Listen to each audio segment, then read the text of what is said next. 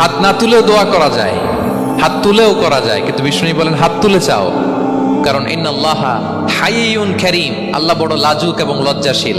বান্দা যখন হাত তুলে ভিক্ষুকের মতো কিছু চায়, ওই হাত খালি হাতে ফিরিয়ে দিতে আল্লাহ লজ্জা লাগে, খালি হাতে ফিরিয়ে দিতে আল্লাহ লজ্জা পান।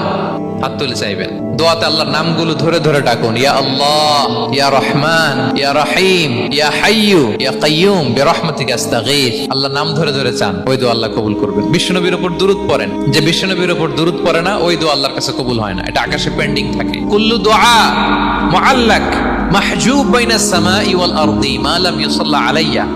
বিষ্ণু বলেন সব দোয়া আকাশে পেন্ডিং থাকে যতক্ষণ না আমার উপর দুরূদ পড়া না হয়।